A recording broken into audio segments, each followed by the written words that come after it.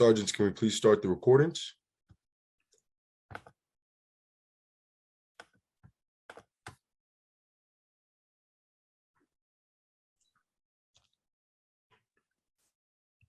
Cloud recording is up. Okay. Sergeant Polite with the opening, please. Thank you. Good morning and welcome to the remote hearing on governmental operations. For council members and staff, please turn on their video at this time. Thank you. To minimize disruptions, please place all cell phones and electronics to vibrate. To send testimony, please send it to testimony@council.nyc.gov. Once again, that's testimony@council.nyc.gov. Chair, we are ready to begin.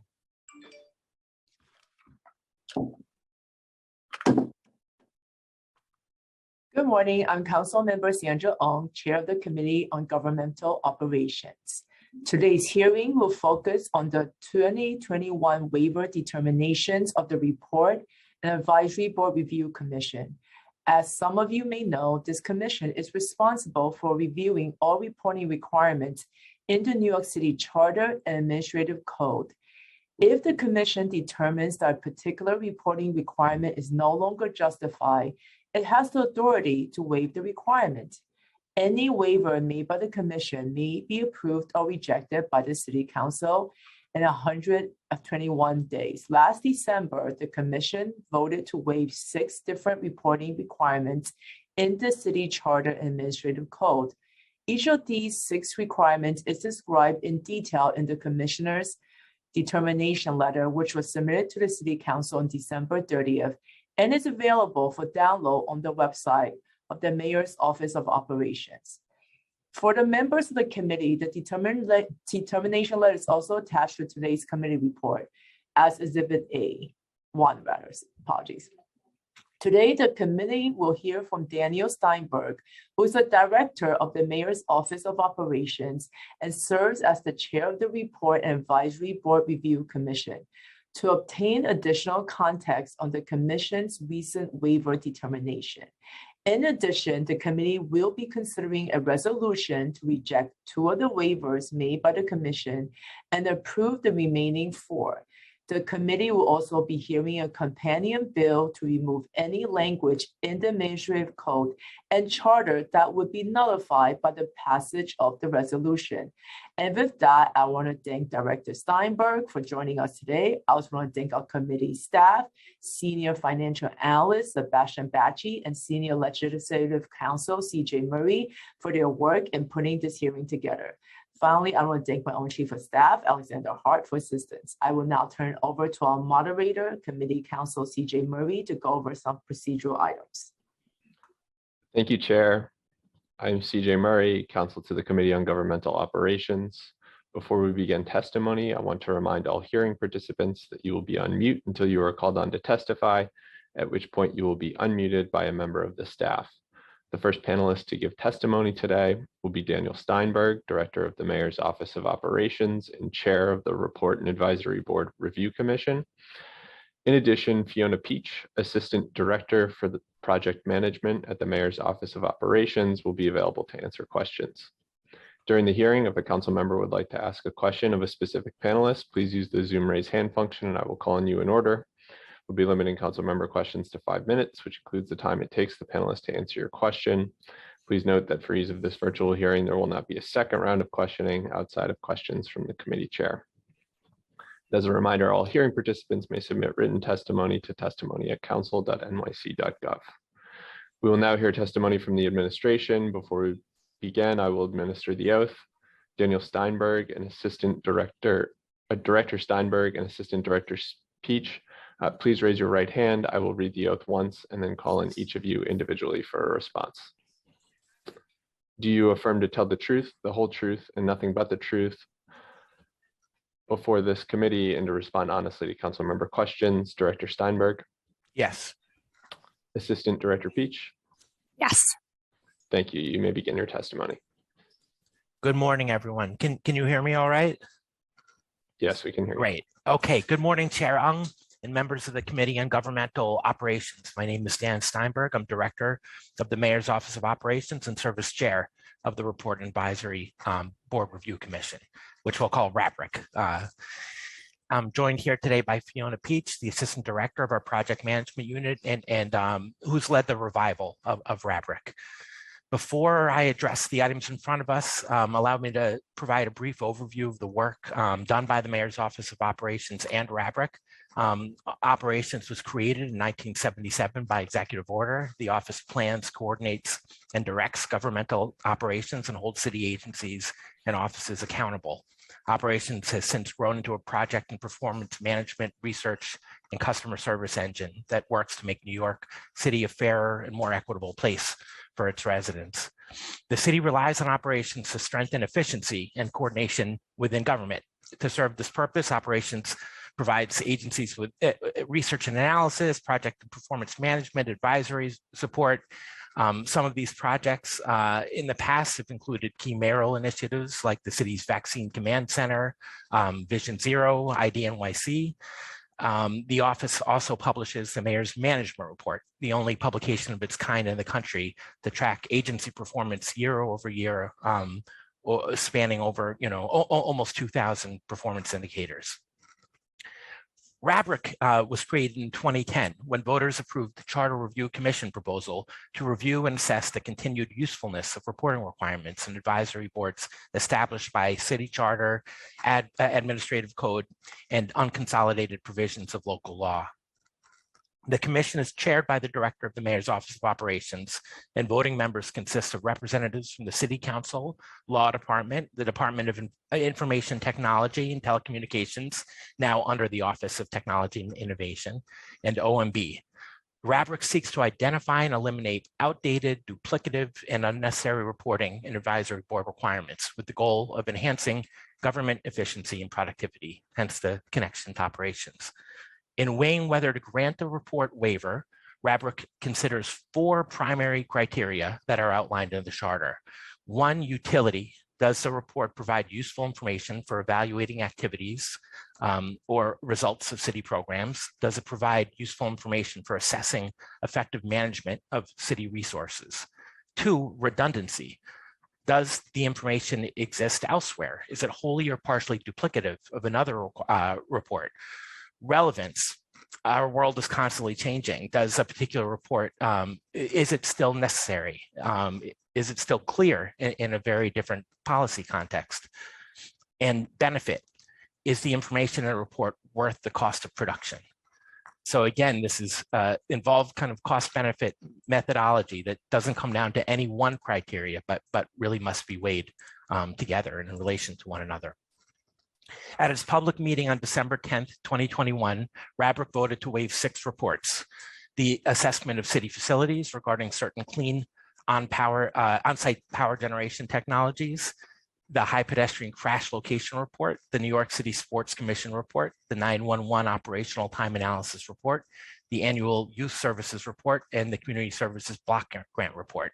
According to the city charter, the council has authority to approve or disapprove these waiver recommendations. And in the pre-considered resolution before the committee today, the council intends to approve 4 of these recommendations and disapprove 2.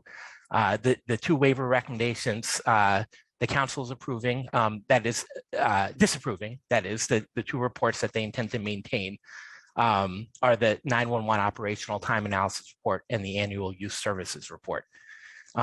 So as you know, RABRIC recommended waiving the 911 operational time analysis report because it was deemed duplicative of the subject matter and substance of other mandated reports.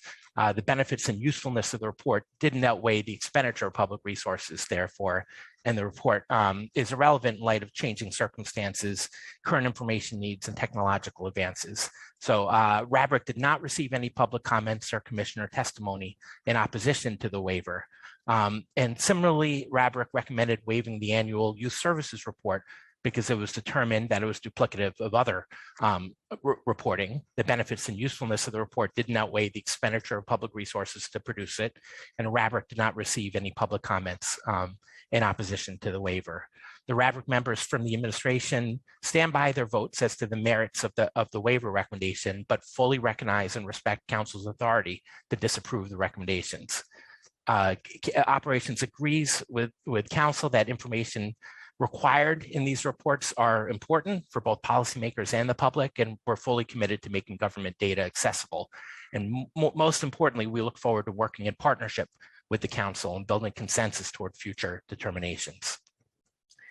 The Mayor's Office of Operations and RABRIC remain committed to enhancing government efficiency by eliminating redundant government reports while ensuring access to government data.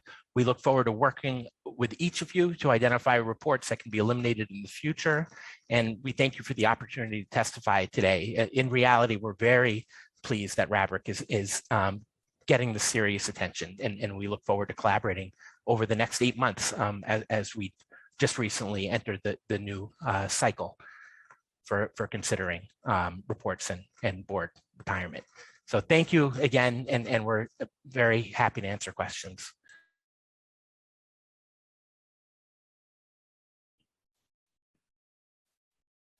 Thank you. I'll now turn it over to Chair Ung. Chair, if you'd like to ask any questions at this time, please feel free to go ahead.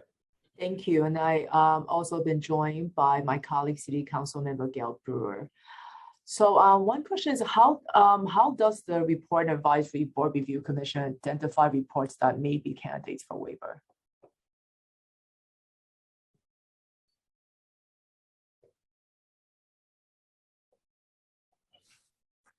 Apologies, I made the mistake of muting myself. If I do that, I guess I'm muted in perpetuity. Right now, we entered a fairly involved process of reaching out to agencies and soliciting proposals. And of course, we welcome the proposals of any of the commission members. And Fiona, feel free to embellish or Sure. Or so the regular process that we've entered now is on an annual basis, we solicit candidates from every city agency. Operations takes a first look to make sure that the candidates meet the 4 criteria outlined by at least one of the 4 criteria outlined by the charter. And then the full commission reviews, and we go through a lengthy process of questions and answers between agencies and commission members. But we also do take suggestions from commission members if they happen to independently know of reports that might be outside of what agencies submitted.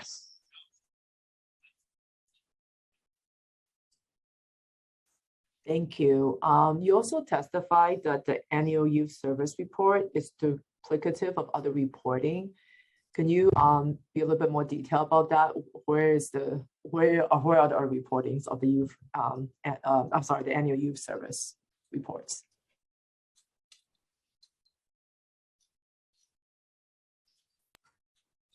Okay, I won't go through every data attribute in detail, but the data from the report can be found in the MMR, and contracts data on open data, in Passport, and then separate reporting on community development block grant funding.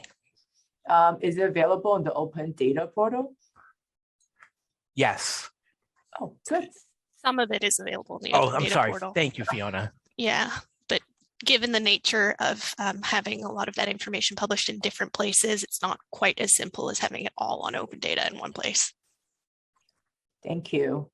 And can you just walk us through the commissioner's reasoning for voting to waive the report on the 911 response times? Mm-hmm. Yes, very similar in the sense that the police department reports response time data and open data in the MMR and elsewhere. And we just feel that those are better, more accessible, more contextual ways to access that data.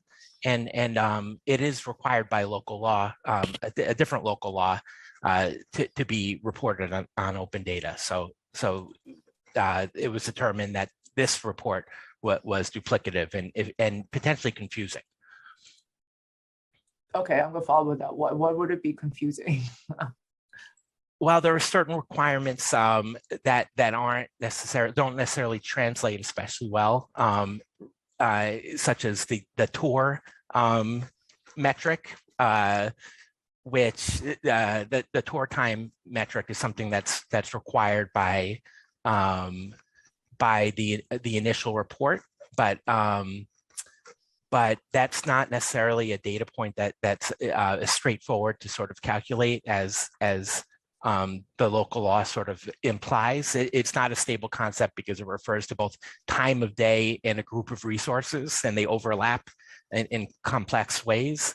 So you have some units working 12-hour tours while others are working 8-hour tours. So it's not a straightforward data point in the way that the local law sort of frames it. Other than that, all of the data in terms of response times is available, and the local law that mandates that is very much in place. What is the local law that requires the information to be on open data?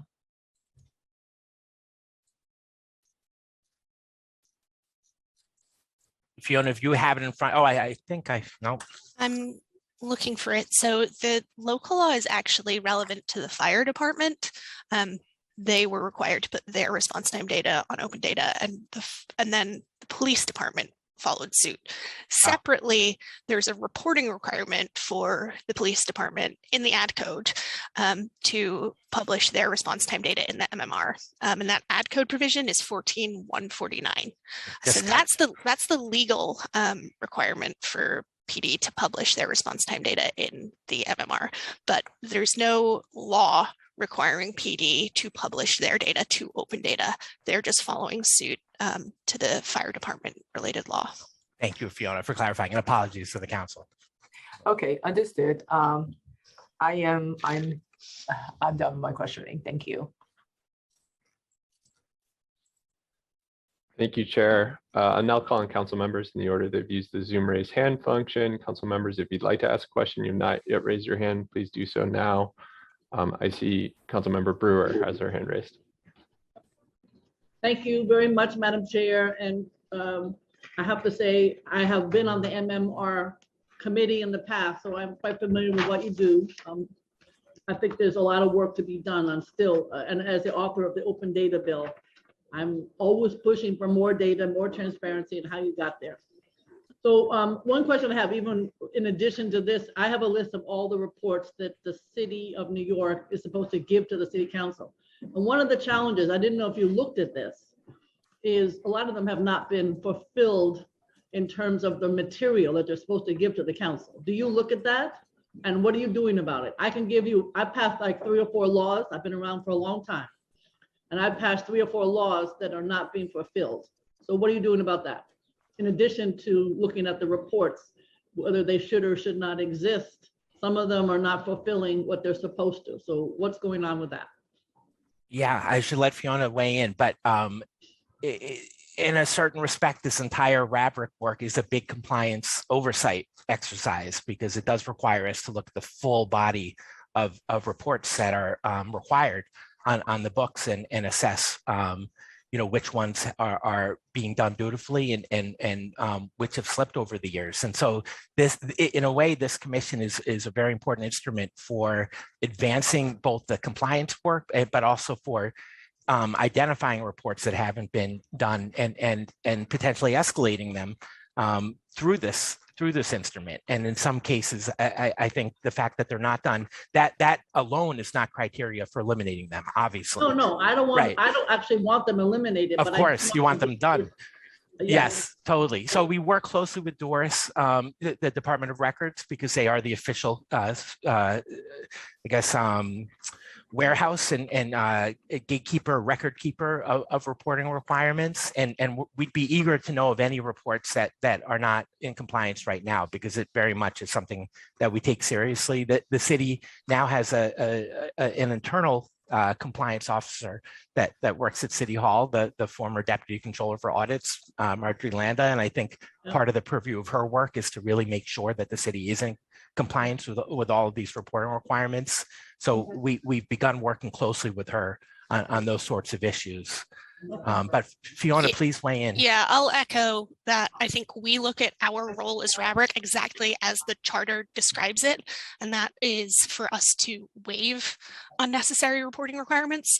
We are not the compliance arm. It's not our job as RABRIC to enforce that agencies meet these reporting requirements, but we're very aware of agencies that aren't meeting them through the DARIS portal, because that is something that they've taken on as a role due to local law passed in, I think it was 2019.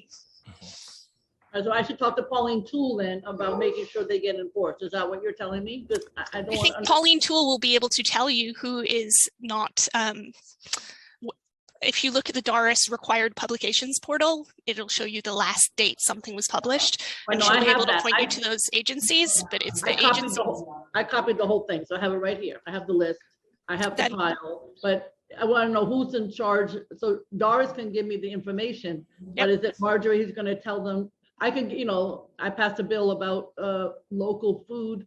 DCAS is not giving us where they're employing and utilizing and buying local food, just as an example for their agencies.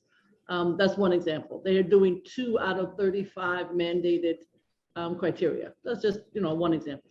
So I'm just trying to think of who. So it's Marjorie that's going to tell me that she's going to tell the agencies what to do. I'm trying to figure out how this silo stuff works. Totally. It's a very legitimate question. I think we're just muddling the waters because we're sort of conflating RABRIC with the Office of Operations and our sort of mission in general. I think operations is an appropriate place for you to escalate these types of compliance issues, and we're very happy to follow up and really take these issues seriously. Okay, So because I'll give you my list, and then I'd like to try to get, if they're not going to be complying, I want to know why. What's going, is it a staff issue, et cetera? What's going on? So, because it makes no sense to have this information and not have it in the public and be transparent, because that's why the bill was passed. Now, are you going to be looking at other waiver proposals in the future? What's the agenda here? yes, the new cycle was just initiated last week. We had our first meeting. We actually conducted a more aggressive outreach to the agencies this time to make sure that we weren't just circling the same agencies over and over. Melanie LaRocca, who's the Chief Efficiency Officer, has gotten involved.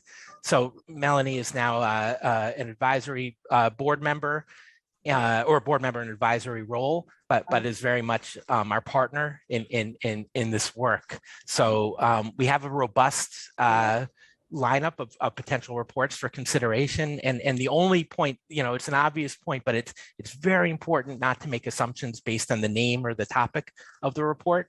That each determination must be rooted in the formal criteria involving redundancy, because there's no way to debate the merits of these recommendations without digging into the details. In most cases, the reports have been superseded by other reporting that's more frequent or more relevant or easier to digest.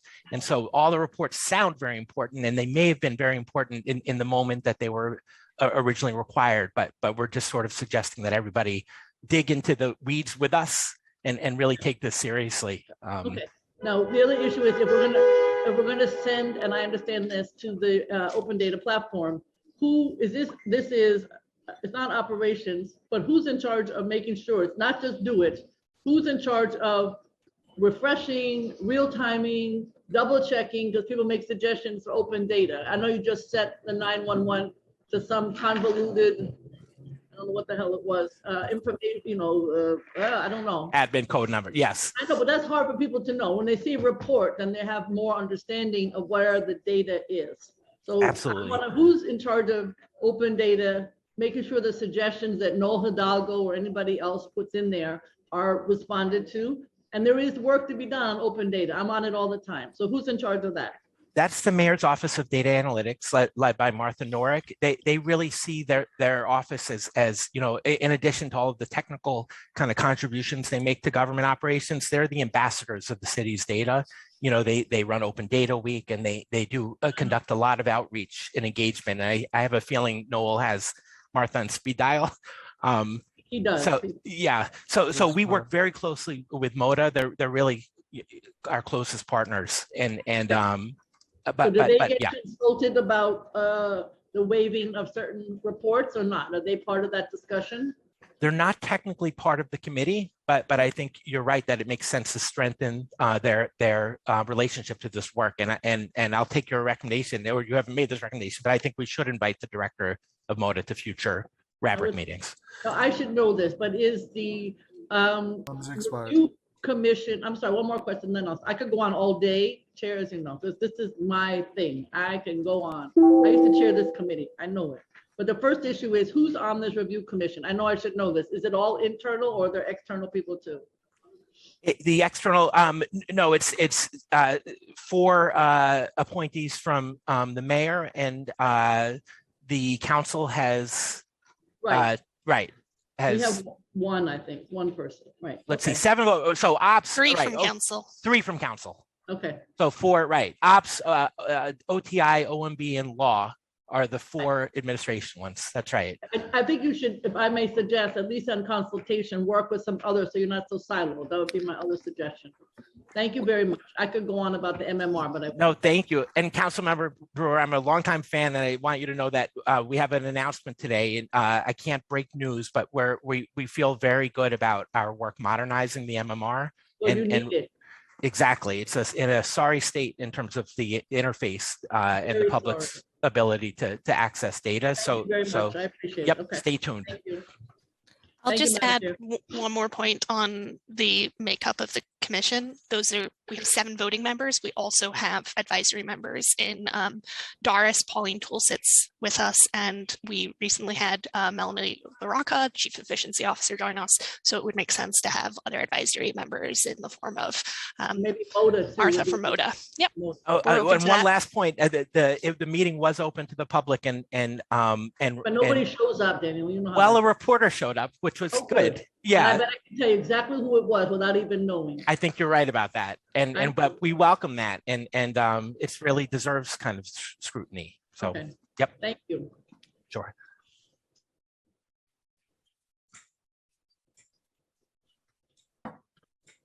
Chair, I don't believe any other council members have their hand raised, and no members of the public have signed up to testify at today's virtual hearing. So I'll turn it back to you to close this out. Thank you. I also want to recognize we're joined by my colleague, Council Member Hanif. Again, thank you all for your testimony today. And I guess, oh, my gavel, sorry.